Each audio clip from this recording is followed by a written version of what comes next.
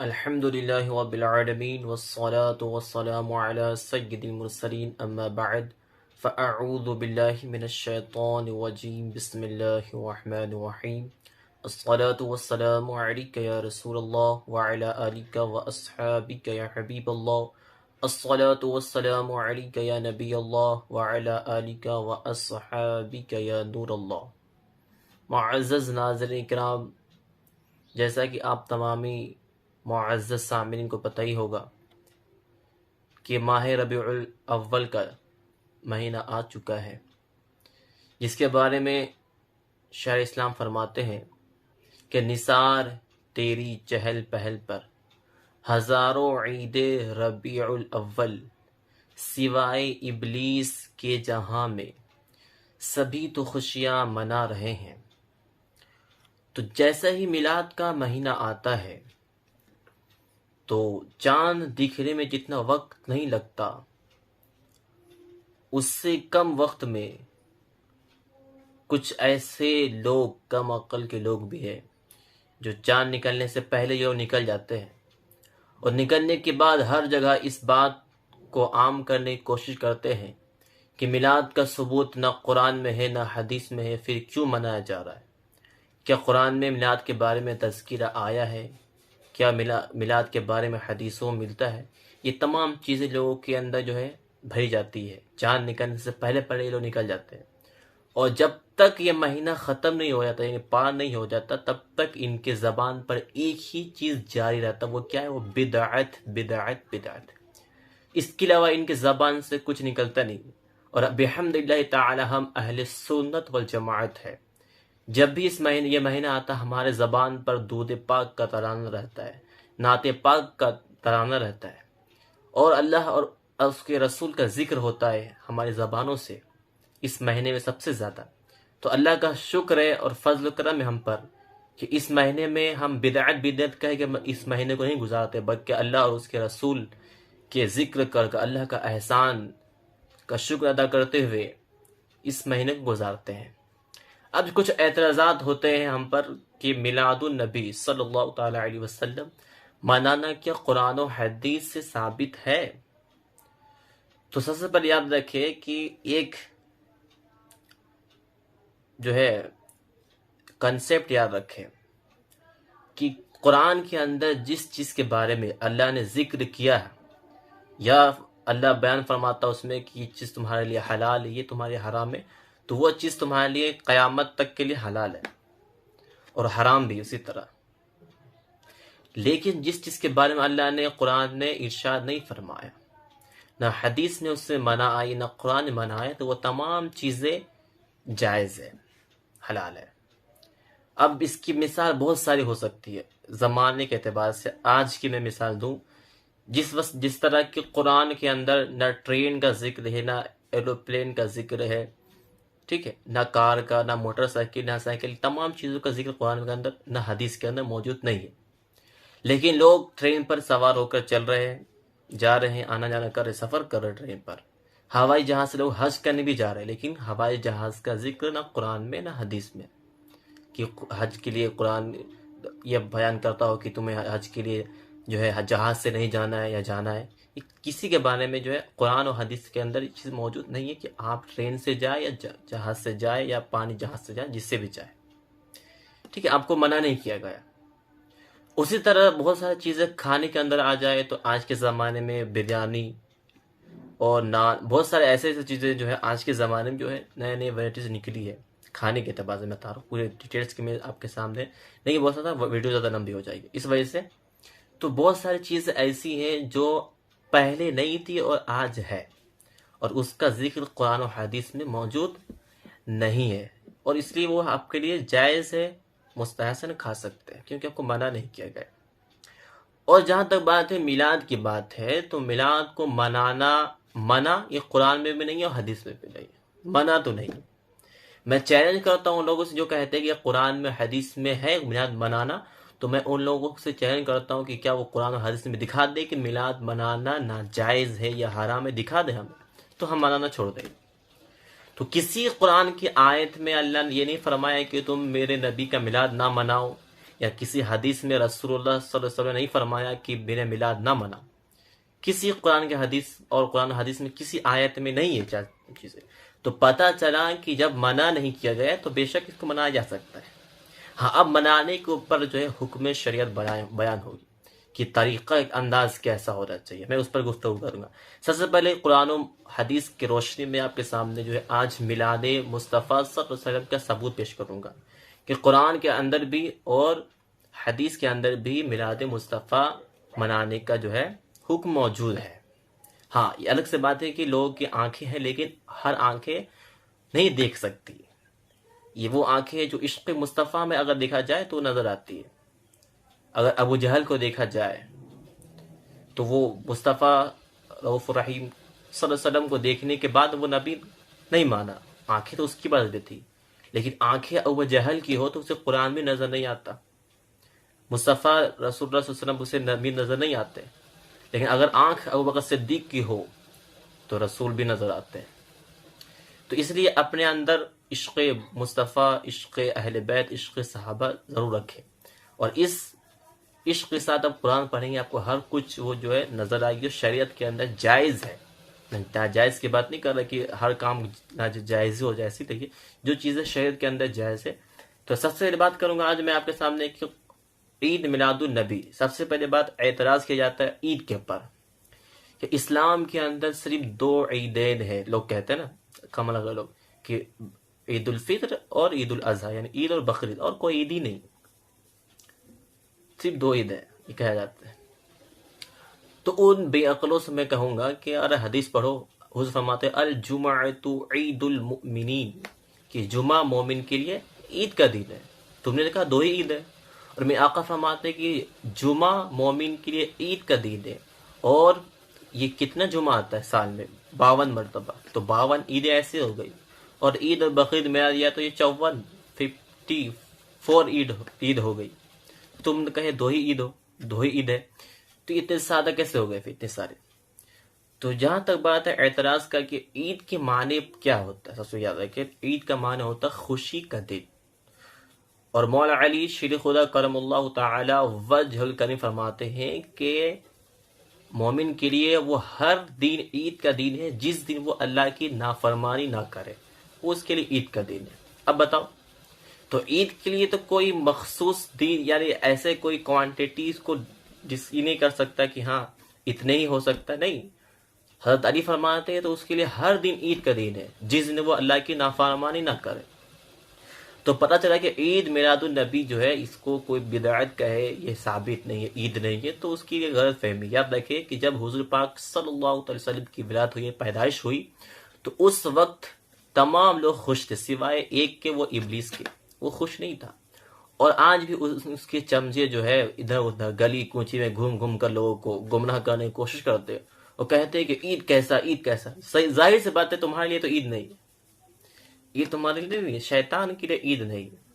نثار تیری چہل پہل پر ہزاروں عید ربیع الاول، سوائے ابلیس کے جہاں میں سبھی تو خوشیاں منا رہے، تو ابلیس کو چھوڑ کر پوری جہان خوشی منا رہے، چاہے وہ چاند ہو، ستارے ہو، زمین ہو، آسمان ہو، چرند ہو، پرند ہو، تمام چیزیں حضور علیہ السلام کی پیدائش کے موقع پر خوشیاں منائے تھے، لیکن ابلیس نے نہیں منایا۔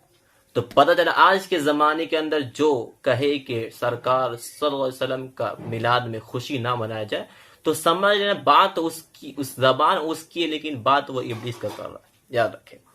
تو اللہ فرماتا قرآن پاک میں وَأَمَّا بِنِعْمَةِ رَبِّكَ فَحَدِّثْ، ترجمہ، اور اپنے رب کی نعمت کا خوب چرچا کرو۔ یہ حقیقت واضح ہے کہ اللہ تبارک و تعالیٰ کی نعمت کو یاد کرنا، ان کی نعمتوں کے ملنے پر خوشی کا اظہار کرنا اور چرچے کرنا بہت ہی زیادہ پسندیدہ عمل ہے، یاد رکھیں۔ اور اسی وجہ سے اللہ فرماتا وَأَمَّا بِنِعْمَةِ رَبِّكَ فَحَدِّثْ، اور اپنے رب کی نعمت کا خوب چرچا کرو۔ اور آگے قرآن پاک میں اللہ تبارک و تعالیٰ ارشاد فرماتا ہے کہ قل بفضل اللہ وبرحمتہ فبذلک فلیفرحوا هو خیر مما یجمعون، ترجمہ کنز ایمان، تم فرماؤ اللہ ہی کے فضل اور اسی کی رحمت اور اسی پر چاہے کہ خوشی کرے وہ ان کے سب دھن دولت سے بہتر ہیں. یعنی اللہ کا فضل اگر تمہیں مل جائے تو تم چاہو اس دن کیا کرو، خوشی مناؤ. یہ کون کہہ رہا ہے؟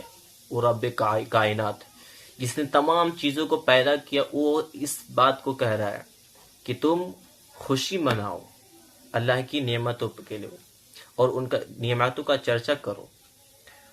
اور مفسرین کرام اس آیت میں اللہ تعالیٰ کے فضل اور اس کے رحمت کا سے کیا مراد ہے، تو مفسرین کیا فرماتے ہیں اس بارے میں؟ مفسرین کے مختلف اقوال ہیں، یعنی بہت سارے قول ہیں.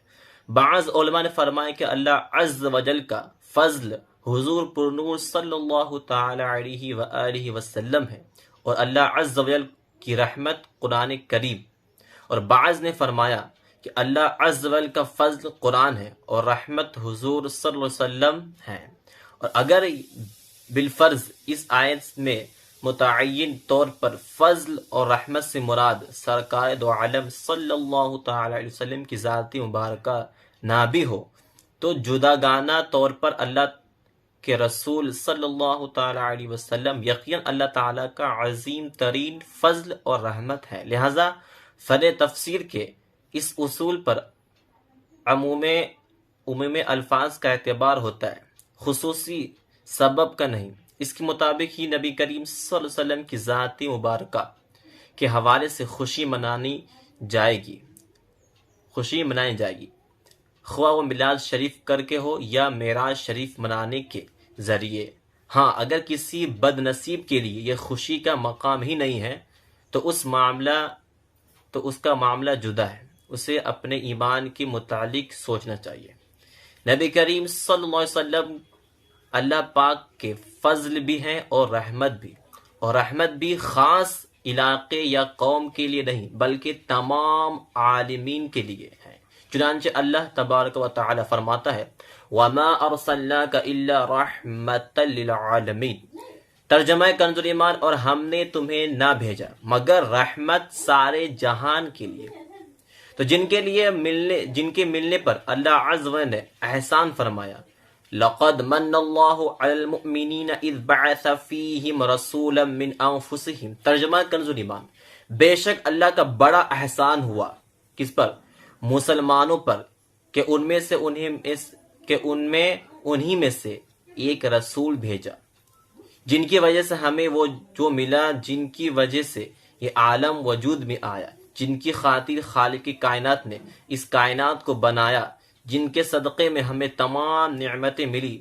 چنانچہ حدیث قدسی میں ہے، اللہ فرماتا ہے کہ اس کائنات کو اور کائنات والوں کو اس لیے بنایا تاکہ میں ان کو اے محبوب تیری شان و شوکت دکھاؤں، اگر آپ نہ ہوتے تو میں یہ دنیا نہ بناتا.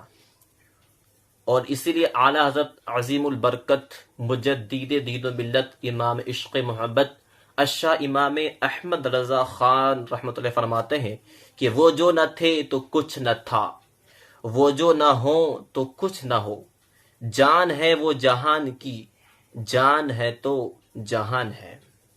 ان کی تشریف آوری کا دین صاحب شعور اہل اسلام اور عشق والوں کے لیے یقیناً سب سے بڑی خوشی کا دن ہے. اسی وجہ سے صحابہ کرام علیہم رضوان اللہ پاک کے اس فضل و کرم اور رسول اللہ صلی اللہ علیہ وسلم کی بعثت کے ذریعے ملنے والی ہدایت کا شکر ادا کرنے کے لیے مل بیٹھ کر محفل کی صورت میں تذکرہ کر رہے تھے. چنانچہ صحیح مسلم کی حدیث ہے، سرکار صلی اللہ علیہ وسلم اپنے صحابہ کے ایک حلقے قریب سے گزر رہے، یعنی صحابہ کرام جو ہے حلقہ یعنی تھوڑا گول ہو کے جسے بیٹھ جانا، بیٹھے ہوئے تھے.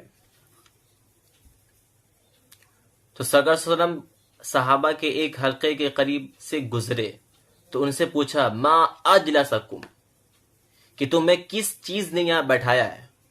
تو انہوں نے عرض کیا اللہ عز و جل نے جو ہمیں اسلام کی ہدایت عطا فرمائی اور آپ کے ذریعے ہم پر احسان فرمایا، اس پر ہم اللہ عز و جل کا ذکر کرنے اور اس کا شکر ادا کرنے کے لیے بیٹھے ہیں. یہ صحابہ کرام فرمایا. تو حضور صلی اللہ علیہ وسلم نے فرمایا کہ تمہیں اللہ عز و جل کی قسم، کیا تم صرف اسی کام کے لیے بیٹھے ہو؟ تو صحابہ کرام علیہ رضوان نے عرض کیا، اللہ عز و جل کی قسم ہم اسی کام کے لیے بیٹھے ہیں، یعنی احسان، اللہ کا شکر ادا کرنے کے لیے بیٹھے ہیں کہ اللہ نے اسلام جیسی ہدایت دی اور آپ کو ہمارے درمیان بھیج کر احسان کیا، اس وجہ سے ہم خوشی منا رہے اور اللہ کا ذکر کر رہے ہیں۔ اور حضور نے فرمایا کہ قسم کھا کر کہو، تو انہیں قسم کھا کر کہا کہ ہم اسی کے لیے بیٹھے ہیں۔ تو حضور پاک صلی اللہ علیہ وسلم نے فرمایا کہ میں نے تم سے تہمت کی وجہ سے حلف نہ اٹھایا، یعنی کہ شک کی بنا پر کیے کہ تم قسم کھا کر کہو کہ تم اس لیے بیٹھو، اس وجہ سے نہیں، بلکہ آقا فرماتے ہیں کہ بلکہ میرے پاس جبریل علیہ السلام آئے اور انہوں نے مجھ سے عرض کیا کہ اللہ عز و جل فرشتوں کے سامنے تم پر فخر فرماتا ہے، اور یہی وجہ ہے کہ جیسے ہی ربیع الاول شریف کا مہینہ آتا ہے تو مسلمانوں میں مسرت اور خوشی کی لہر دوڑ جاتی ہے، اور فضا سرکار صلی اللہ تعالی وسلم کی نعتوں سے معطر ہو جاتی ہے۔ مسلمان اس مہینے میں ذکر نبی علیہ السلام کے لیے خاص جلسے، جلوسوں اور محافل کا اہتمام کر کے رب کریم کی اس بے مثال رحمت کا شکر ادا کرتے ہیں، چراغاں کرتے ہیں، اپنے گھروں کو سجاتے ہیں اور جلوس نکالتے ہیں، الغرض مختلف طریقوں سے خوشی کا اظہار کرتے ہیں۔ جب اللہ کا فضل ملے تو اس پر خوشیاں مناؤ۔ تو یاد رکھو ہمارے لیے سب سے بڑا فضل یہی ہے کہ اللہ کے آخری نبی صلی اللہ تعالی علیہ وآلہ وسلم جو ہے تشریف لائے اس دنیا میں، اور ہم ان کی امت کی سب سے زیادہ فضل و کرم، سب سے بڑا احسان ہم پر یہی ہے، اور ہم اس دن خوشی نہ منائیں، یہ کیسے ہو سکتا ہے؟ تو جنہیں منانا ہے وہ منائے اور جنہیں نہ منانا وہ نہ منائے، لیکن ہاں منانے والوں کو یہ اعتراض نہ کرے کہ کیوں منایا جا رہا ہے۔ تو یاد رکھیں، ہمیشہ دیکھیں۔ اب آخری بات میں کہہ کر گزر جانا چاہتا ہوں کہ بہت سارے ایسے لوگ بھی جو ہے کہتے ہیں کہ حضور علیہ السلام کی ولادت یعنی پیدائش تو 12 ربیع الاول کو ہے، لیکن وفات بھی اسی تاریخ کو ہے، یاد رکھیں۔ اور یہ کہہ کر جو ہے لوگوں کو گمراہ کرنے کی کوشش کرتے ہیں کہ ہاں خوشی کیوں منا رہے ہو، غم مناؤ پھر، کہ پیدائش اسی دن ہے، وفات اسی دن ہے پیدائش کے ساتھ ساتھ، تو پھر عید کا دن کیسے ہو چکا؟ یاد رکھیں۔ تو بس بہت ہی مختصر کے اندر میں آپ کے سامنے کہہ کے گزر جانا چاہتا ہوں۔ تو یاد رکھیں حضور علیہ السلام فرماتے ہیں الجمعۃ عید المؤمنین، کہ جمعہ مومن کے لیے عید کا دن ہے۔ کیوں؟ پتہ ہے کہ جمعے کے دن حضرت سیدنا آدم علیہ السلام اس دنیا میں تشریف لائے، یعنی پیدا ہوئے، تو اس وجہ سے یہ جمعہ عید کا دن ہو چکا۔ کیوں؟ اس دن حضرت آدم علیہ السلام پیدا ہوئے۔ یہ سمجھ میں آ گیا سب؟ ہاں، پیدائش آدم کی وجہ سے یہ جمعہ کا دن عید کا دن ہوا۔ اب یاد رکھیں یہاں پر اسٹاپ نہ ہو جائے، رک نہ جائے، اس کی آگے اور جائے۔ اور حضرت سیدنا آدم علیہ السلام کی وفات کا دن بھی جمعہ کا دن ہے۔ اب بتاؤ، اب اگر تم اعتراض کرو گے کہ 12 ربیع الاول کو عید منایا جائے یا غم منا جائے، پھر جمعہ میں تم پھر عید نہیں منا سکتے تمہارے بقول۔ اگر تمہارے قول کے مطابق تم یہ کہتے ہو کہ وفات کا دن ہے، تو جمعہ بھی تو حضرت سیدنا آدم علیہ السلام کا وفات کا دن ہے۔ تم اس دن خوشی کیوں کیسے منا سکتے؟ عید کیسے منا رہے؟ تو عید اگر تم نہیں منا، لیکن حضور کی حدیث موجود ہے الجمعۃ عید المؤمنین، کیا تم اس حدیث کا انکار کرو گے؟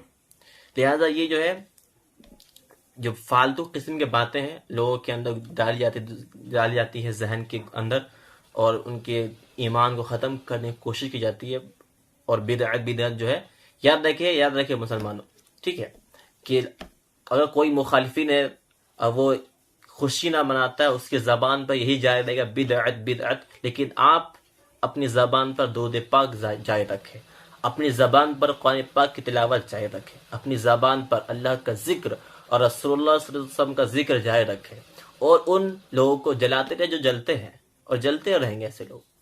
اور کچھ لوگ کا یہ سوال ہوتا ہے کہ کب تک یہ جشن منایا جاتا رہے گا؟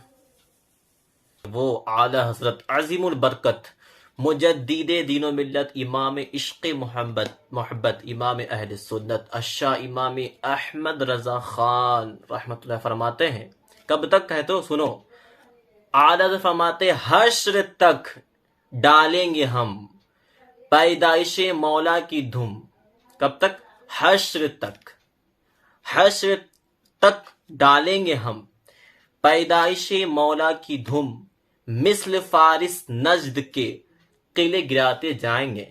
اور آگے مقطع میں فرماتا ہے کہ خاک ہو جائے عدو جل کر مگر ہم تو رضا، عدو کہتے دشمن کو، خاک ہو جائے یعنی جل کر مٹی مل جائے، جلنے والے جو کہتے ہیں نا کب تک منایا جاتا ہے، یہ ذکر کرتے رہتے ہیں یہ لوگ نبی کا، تو اللہ فرماتے ہیں خاک ہو جائے، خاک ہو جائے عدو جل کر مگر ہم تو رضا، دم میں جب تک دم ہے ذکر ان کا سناتے جائیں گے، دم میں جب تک دم ہے ذکر ان کا سناتے جائیں گے۔ لہٰذا اللہ نے آپ کو جب دم دیا ہے تو آپ حضور علیہ الصلوۃ والسلام کا ذکر کرے، درود پاک پڑھے، ان کا ذکر کرے اور اللہ کا شکر منائے۔